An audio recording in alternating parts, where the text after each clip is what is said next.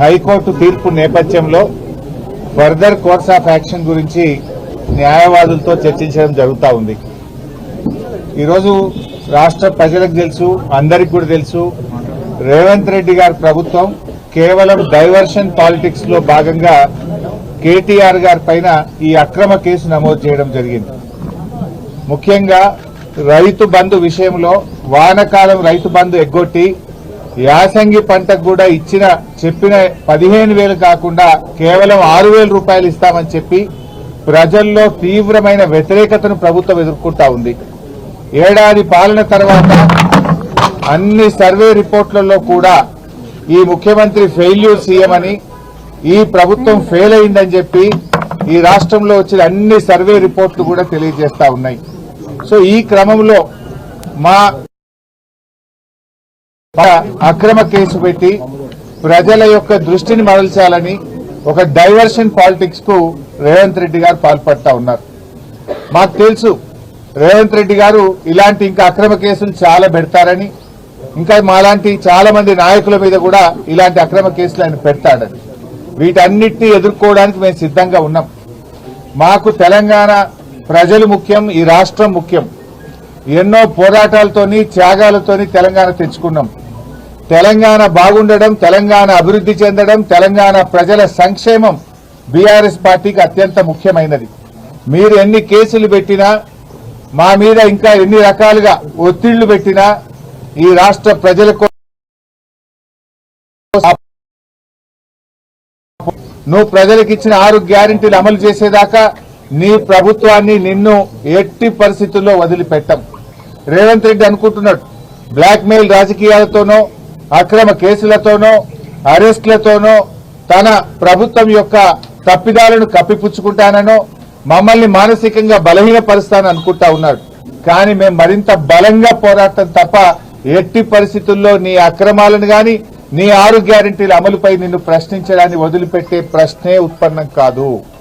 ఈరోజు కేటీఆర్ గారి మీద హైకోర్టులో కూడా వచ్చిన తీర్పు కేవలం విచారణ కొనసాగించడానికే చెప్పింది హైకోర్టు.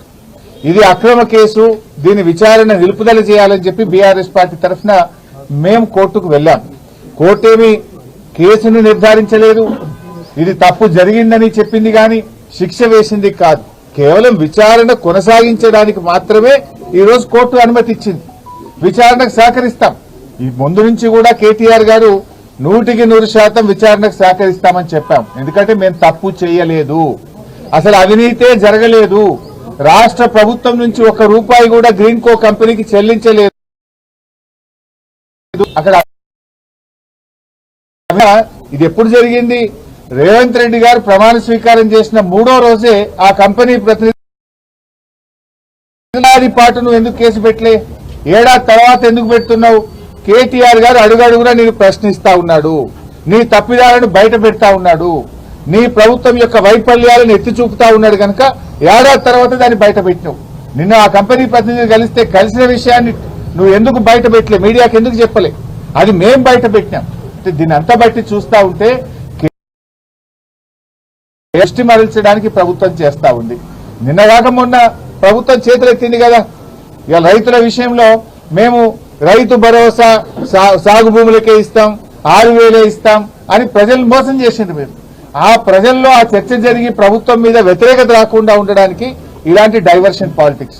బట్ అయినా కూడా మాకు న్యాయస్థానాల మీద గౌరవం ఉంది, చట్టం మీద గౌరవం ఉంది. తప్పకుండా మేము అన్ని రకాలుగా దీనికి సహకరిస్తాం. సరే, ఫర్దర్ గా సుప్రీంకోర్టు అనే దాని మీద మా న్యాయవాదులు ఇచ్చేటువంటి సలహా మేరకు మేము ముందుకు వెళ్తాం. బట్ మొన్న కూడా మీరు చూశారు, కేటీఆర్ గారు ఏసీబీ ఆఫీస్ కు వెళ్లారు. ఎక్కడ కూడా ఎక్స్టెన్షన్ అడగలేదు, మేము టైం కూడా అడగలేదు.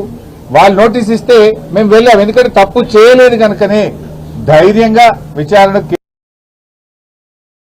పిలిచారు. తప్పకుండా వెళ్తాం. ఎట్టి పరిస్థితుల్లో విచారణకు మేము వెనుక వెళ్ళట్లేదు.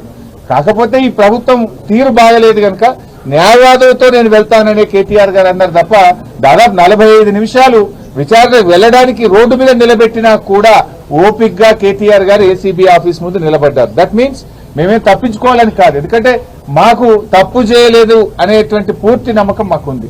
అక్కడ అసలు అవినీతే జరగలేదు. ప్రభుత్వ ఖజానా నుంచి 1 రూపాయి పోకుండా నువ్వు అవినీతి జరిగిందని ఎట్లంటావు?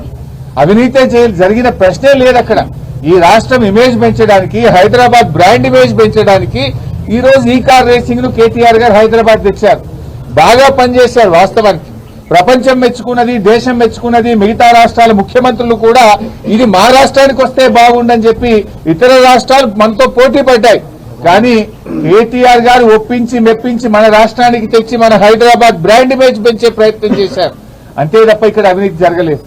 ఈరోజు కేవలం ఇది ఒక కక్ష సాధింపు తప్ప ఇంకోటి లేనే లేదు. డైవర్షన్ పాలిటిక్స్, కక్ష సాధింపు చర్యలకు రేవంత్ రెడ్డి గారు పాల్పడతా ఉన్నారు. సరే, నువ్వు ఎన్ని రకాల ప్రయత్నాలు చేసినా మా పోరాటం ఆగదు. మా లక్ష్యం తెలంగాణ ప్రజల సంక్షేమం, మా లక్ష్యం తెలంగాణ రాష్ట్ర అభివృద్ధి, మా లక్ష్యం పోరాడి తెచ్చుకున్న తెలంగాణ.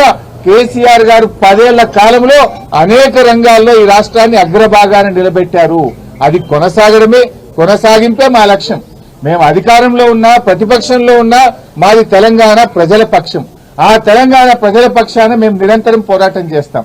ఇవాళ రేవంత్ రెడ్డి గారు ఇలాంటి కేసులు ఇంకా కూడా పెట్టొచ్చు, కానీ మేము ఎవరం కూడా అధైర్యపడే ప్రశ్నే లేదు.